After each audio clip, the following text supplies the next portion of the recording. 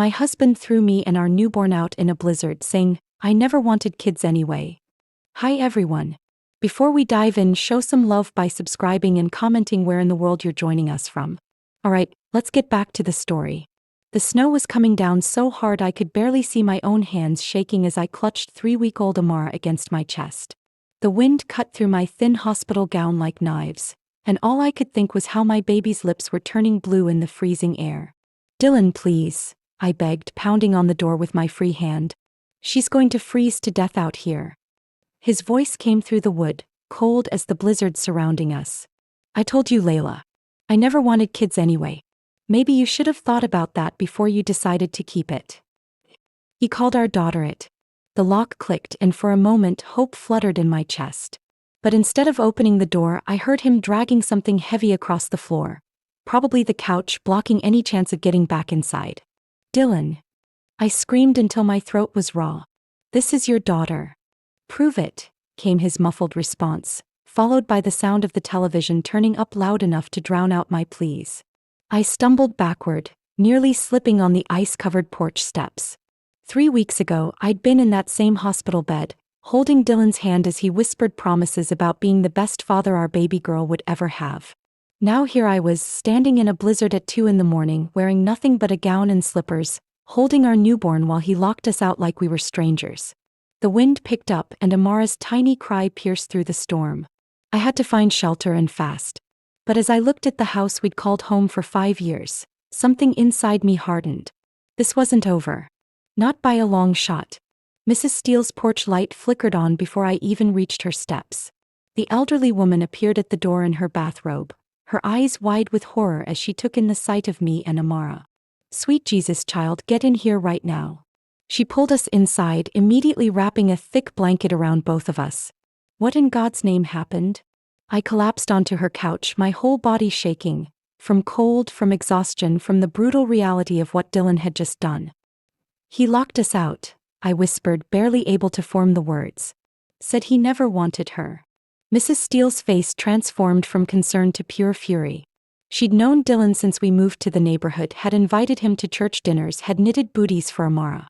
"That boy has lost his damn mind," she muttered, bustling around to make formula while I tried to warm my daughter's tiny hands. "I should call the police," I said, but even as the words left my mouth, I knew it wouldn't matter.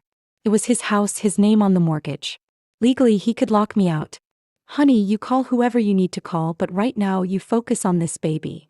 Mrs. Steele sat beside me, her weathered hands gentle as she helped me feed Amara. "That man will get what's coming to him. Mark my words." As Amara finally stopped crying and began to drink, I felt something shift inside me. Mrs. Steele was right. Dylan would get what was coming to him. But not from the police, not from lawyers. From me. "Mrs. Steele," I said quietly, "do you still have your son's old laptop?" The next morning, while Amara slept peacefully in the makeshift bassinet Mrs. Steele had created from a drawer, I sat at the kitchen table with the ancient laptop, my fingers flying across the keys. 5 years of marriage had taught me Dylan's patterns, his passwords, his digital footprints. His Facebook was still logged in on the browser. Careless, just like everything else about him. But what I found there made my blood run cold. Photos. Dozens of them dating back 6 months.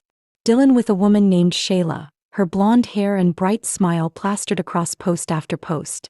Beach vacations I'd never heard about, romantic dinners while I was home alone and pregnant, anniversary celebrations of their 6-month milestone.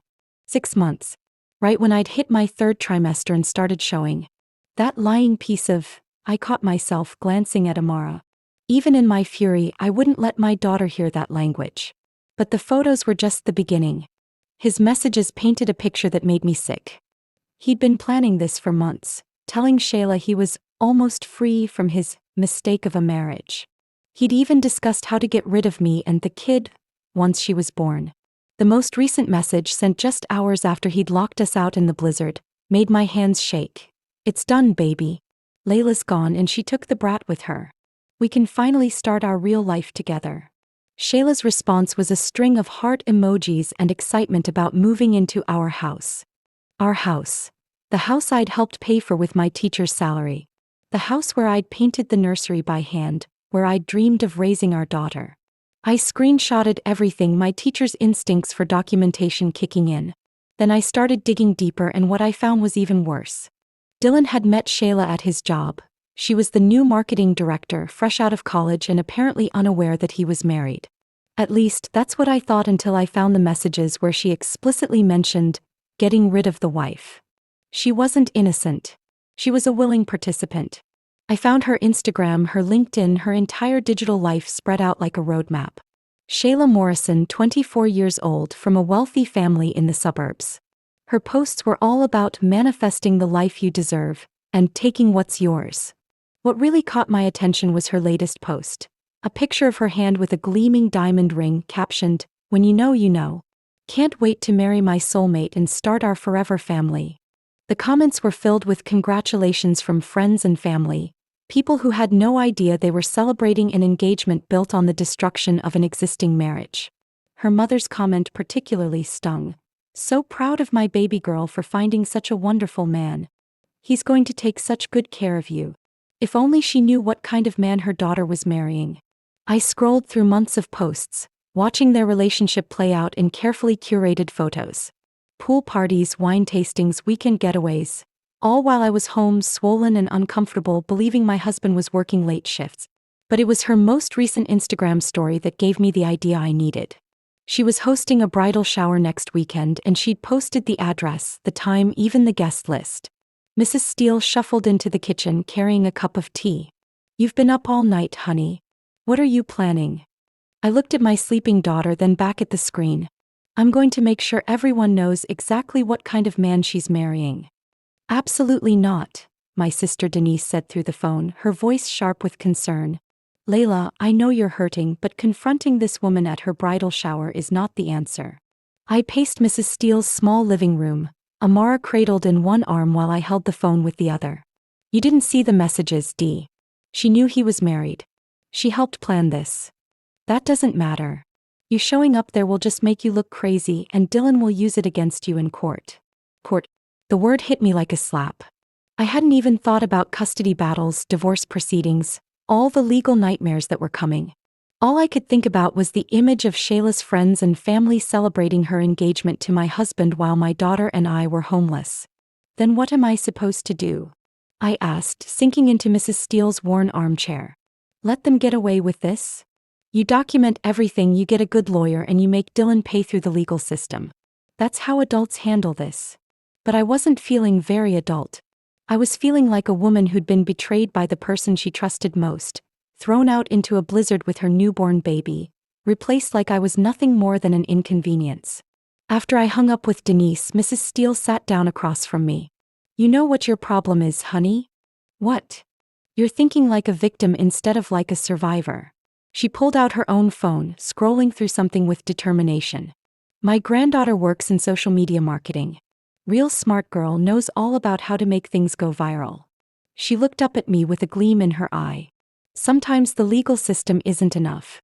Sometimes you need the court of public opinion. That's when the real plan began to form. This is either brilliant or completely insane, said Jasmine, Mrs. Steele's granddaughter, as she set up her ring light in the living room. At 22, she had the kind of social media savvy I could only dream of, with a YouTube channel that had somehow garnered 50,000 subscribers talking about toxic relationship red flags. Maybe both, I admitted, adjusting Amara in my arms. But I'm tired of being quiet about what he did to us. Jasmine had spent the morning teaching me about camera angles and lighting, but more importantly, she'd helped me craft my story in a way that would resonate. The key is authenticity, she explained. Don't try to be perfect or polished. People respond to raw emotion and truth. So I sat there, my 3-week-old daughter sleeping peacefully in my arms, and I told our story. Every detail, from the blizzard to the locked door to finding the photos of Dylan and Shayla. I showed the screenshots of his messages, read his cruel words out loud, let my voice break when I described holding my freezing baby on that porch. I'm not sharing this for sympathy, I said to the camera, my voice growing stronger as I spoke. I'm sharing this because Shayla Morrison is about to marry my husband, and she deserves to know what kind of man celebrates throwing his newborn daughter out into a blizzard. Jasmine posted the video on her channel with the title, Woman Thrown Out in Blizzard with Newborn Exposes Cheating Husband and His Mistress. Within hours, it had hundreds of views. By the next morning, thousands. The comments section exploded. Women sharing their own stories of betrayal, people offering help, others expressing outrage at Dylan's actions. But the comment that made my heart race came from someone with the username SaylaMorrison24. This is a lie. Dylan would never do this. You're just a bitter ex trying to ruin our happiness. She'd seen it, and she was doubling down. That's when I knew it was time for phase 2. The country club where Shayla's bridal shower was being held looked like something out of a magazine. All marble columns and crystal chandeliers. I felt underdressed in my simple black dress, but Jasmine had insisted that understated was better for what we were about to do. You sure about this? She whispered as we walked through the lobby, her phone discreetly recording everything. No, I admitted, but I'm doing it anyway. The party was in the Rose Garden room, and through the glass doors, I could see Shayla holding court in the center of a group of perfectly dressed women. She was beautiful, I had to admit. The kind of blonde, polished beauty that looked effortless but probably took hours to achieve. I knocked on the door and walked in before anyone could stop me. Excuse me, I said, my voice carrying across the suddenly silent room. I'm sorry to interrupt, but I think there's been some confusion. Shayla's face went pale the moment she saw me. Around her, 20 or so women stared in bewilderment, their mimosas frozen halfway to their lips. I'm Layla Thompson, I continued, stepping further into the room. Dylan Thompson's wife. The one who's apparently supposed to be his ex-wife by now. A collective gasp went through the room. Someone's mother, I recognized her from Shayla's Instagram, stepped forward. I think you're confused, dear. Dylan isn't married. Oh, but he is, I said, pulling out my phone and opening the photos I'd prepared. Here's our wedding photo from 5 years ago. Here's the mortgage we both signed. And here's our daughter, Amara, who's exactly 3 weeks old today. I held up my phone so everyone could see the pictures, watching as understanding dawned on face after face. Shayla knew, I continued, my voice steady despite my racing heart. She knew about me, about the baby, about everything. In fact, she helped him plan how to get rid of us. That's not true. Shayla finally found her voice, but it came out high and desperate. Dylan told me you were divorced. He said. He said what exactly? I interrupted, pulling up the screenshot of his message on my phone. Because here's what he told you last week. It's done, baby. Layla's gone and she took the brat with her. I read the message aloud, watching as the color drained from not just Shayla's face, but from every face in the room. Her mother's hand flew to her mouth in horror. The brat, I repeated, my voice breaking slightly. Brat is what he called our 3-week-old daughter after he threw us both out into a blizzard at 2 a.m. He wouldn't, Shayla started, but her voice trailed off as she saw the expressions on her friends' faces. Show them the photos, Layla, Jasmine whispered from behind me, still recording. I swiped to the pictures I'd taken of myself and Amara that first morning at Mrs. Steele's house. My hospital gown torn and dirty, my baby's lips still tinged blue from the cold, both of us looking like refugees from our own life. This is what we looked like after your fiancé locked us out, I said quietly. This is what happens when you marry a man who calls his own child it, and celebrates making her homeless. The silence in the room was deafening. Then slowly, I heard the sound of chairs scraping back as woman after woman stood up and walked toward the door. Where are you going? Shayla called desperately. This is my shower. She's lying. But her own mother was the first to leave, pausing only to place her hand on my shoulder. I'm so sorry, honey, she whispered. If I'd known. Within minutes, the room was empty except for Shayla, Jasmine, and me. Shayla sat alone among the abandoned gift boxes and half-empty champagne glasses, her perfect makeup streaked with tears. You've ruined everything, Shayla whispered, staring at the empty room around us. Do you have any idea what you've just done? I told the truth, I replied simply. Something neither you nor Dylan seemed interested in doing. She looked up at me then, and for the first time I saw something other than anger in her eyes. Fear maybe. Or recognition. He really threw you out in a blizzard? She asked, her voice small. With our 3-week-old daughter, I confirmed. While you were texting him heart emojis about finally starting your real life together.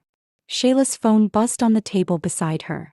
Without thinking, she glanced at it and I saw her face crumble as she read whatever message was there. What does it say? I found myself asking, though I wasn't sure I wanted to know. She turned the phone toward me with shaking hands. It was from Dylan. What the hell is this video everyone's sending me? You promised me you could handle Layla. Fix this or the engagement is off. Not, are you okay? Not, I'm sorry you had to deal with my crazy ex-wife. Just blame and threats. He's not coming to defend you, I observed quietly.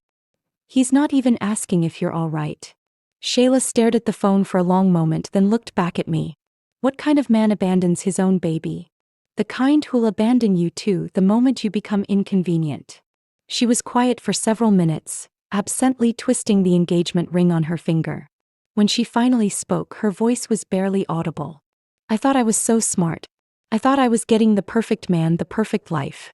I never questioned why he was always available, why he never talked about his past, why he was so eager to move in together after just a few months.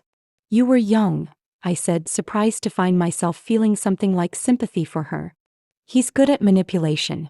It took me 5 years to see it clearly. She looked at me with tears in her eyes. What do I do now? First, you give me Dylan's passwords, I said, sitting down across from Shayla at the debris-strewn table. All of them. Bank accounts, email, everything. Why would I do that? She asked, though her voice lacked its earlier defensiveness. Because he's been stealing from both of us and I want to know how deep this goes. Jasmine, who had been quietly recording everything, stepped forward. The video I posted this morning has 2 million views now, she said, showing us her phone. And people are digging. They've found Dylan's social media, his workplace, everything. Shayla's hands were shaking as she pulled up Dylan's banking app on her phone. The password is Amararuindus 2024, she whispered. My heart stopped. He'd named his banking password after my daughter, calling her the thing that ruined his life. That sick bastard, Jasmine muttered, but I held up a hand to silence her. The rage I felt was beyond words. As the banking information loaded, what I saw made my blood run cold. There were transfers going back months. Money moved from our joint account to one in his name only, money that should have gone to Amara's college fund redirected to pay for vacations with Shayla. Even my own paycheck diverted to cover the engagement ring he'd bought her. He's been financially abusing both of us, I said quietly, taking money from our family to fund his affair. Shayla's face went white as she saw the dates and amounts. Those weekend trips, the expensive dinners, the ring, it was all stolen from you and your baby. Our baby, I corrected automatically, then caught myself. Pie baby. But Shayla was scrolling through more of Dylan's accounts now, her expression growing more horrified by the minute. Layla, look at this. She turned the phone toward me, showing me a life insurance policy Dylan had taken out on me just 3 months ago. A substantial policy with him as the sole beneficiary. The room suddenly felt very cold. He was planning to kill you, Jasmine whispered, her face pale. Oh my God, he was actually planning to kill you. We have to call the police, Shayla said, her voice shaking as she stared at the life insurance policy on the screen. This isn't just cheating anymore. This is premeditated murder. I couldn't breathe. All this time I'd thought Dylan was just a selfish man having an affair. I'd never imagined he was capable of something so evil, so calculated. There's more, I said quietly, scrolling through his email with numb fingers. Look at these Google searches. The search history painted a terrifying picture. How to make death look accidental, postpartum depression, suicide statistics, life insurance payout after suspicious death, how long do police investigate spousal deaths. All searched during my pregnancy when I was most vulnerable, when I trusted him completely. He was going to kill me and make it look like postpartum depression, I whispered. That's why he wanted me to stay isolated, why he kept saying I seemed unstable, why he insisted we didn't need help after Amara was born. Jasmine was frantically screenshotting everything while I called 911. As I waited for them to answer, Shayla grabbed my arm. Layla, I need you to know, I never would have. If I'd known about the baby, about any of this, I never would have. I know, I said, and surprisingly I meant it. He fooled both of us. The dispatcher answered and I tried to explain the situation, but how do you tell someone that your husband threw you out in a blizzard to die while planning to collect life insurance money? Ma'am, where is your husband now? The dispatcher asked. I looked at Shayla, who checked Dylan's location on her phone, a feature he'd never known she'd enabled. He's at our house, she said. Our old house, she corrected herself quickly. 20 minutes later, we were giving statements to Detective Sherman, who looked at the evidence with growing amazement. This is one of the most documented cases of attempted murder I've ever seen, she said. He literally left a digital paper trail of his entire plan. The arrest happened live on social media. Someone in the neighborhood was recording as police cars surrounded the house, as Dylan was let out in handcuffs, screaming about how this was all a misunderstanding, how I was just a vindictive ex-wife trying to ruin his happiness. The footage went viral within hours. The same neighbors who'd watched him lock us out in the blizzard now watched him face the consequences of his actions. Shayla's family released a statement through their lawyer, expressing their horror at Dylan's deception and their support for me and Amara. Her mother came to Mrs. Steele's house personally to apologize, bringing clothes for the baby and a check to help cover our immediate expenses. I raised my daughter to be smart and strong, she told me, tears in her eyes as she held Amara. But I never taught her to recognize evil disguised as love. The media attention was overwhelming. Interview requests, talk show appearances, people wanting to turn our story into a movie. But all I wanted was quiet, safety, and a chance to build a life for my daughter away from the chaos Dylan had created. The legal proceedings moved quickly. With so much evidence, Dylan's lawyer advised him to take a plea deal. Attempted murder, financial fraud, abandonment of a minor. The charges kept piling up. But it was the civil suit that really hit him where it hurt. The house, the cars, the bank accounts. Everything became ours. The judge awarded me full custody and enough money to ensure Amara would never want for anything. The defendant's actions, the judge said during sentencing, represent a level of calculated cruelty that this court has rarely seen. To abandon one's own infant child in a blizzard while simultaneously planning the mother's death for financial gain shows a complete absence of human decency. Dylan got 15 years. Shayla got therapy and, eventually, a fresh start in another state. 2 years later, I stood in the cemetery on a gray October morning, holding Amara's hand as she toddled between the headstones. At barely 2 years old, she was already showing signs of the strength that had gotten us through that terrible night in the blizzard. "Mama, flowers," she said, pointing to the fresh daisies I'd placed on Mrs. Steele's grave. "Yes, baby. Flowers for the lady who saved us." Mrs. Steele had passed peacefully in her sleep 6 months ago, but not before seeing Amara take her first steps, not before knowing that we were safe and loved and building something beautiful from the ashes of our old life. I knelt beside the headstone, adjusting the flowers while Amara explored the grass nearby. "I wanted to tell you," I whispered, "we're moving to California next month. I got that teaching job I applied for, the one at the private school. Amara will grow up by the ocean, far away from here, far away from all the memories." A gentle breeze rustled the leaves above us, and for a moment, I could almost hear Mrs. Steele's voice. "That boy will get what's coming to him, mark my words." She'd been right, of course.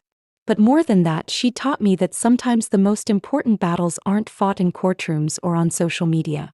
Sometimes they're fought in the quiet moments when you choose to keep going, when you choose to build something better for the people you love. Jasmine had offered to drive us to the airport tomorrow. Denise was flying out to help us get settled. Shayla, now engaged to a kind pediatrician who knew her whole story, had sent a card wishing us well. As we walked back to the car, Amara looked up at me with Dylan's eyes but my smile, and I felt that familiar surge of fierce protectiveness that had carried us through the worst night of our lives. We'd survived the blizzard. Everything else was just weather. In the end, we are all stronger than we think, braver than we believe, and more loved than we know. Sometimes it takes a storm to show us who we really are.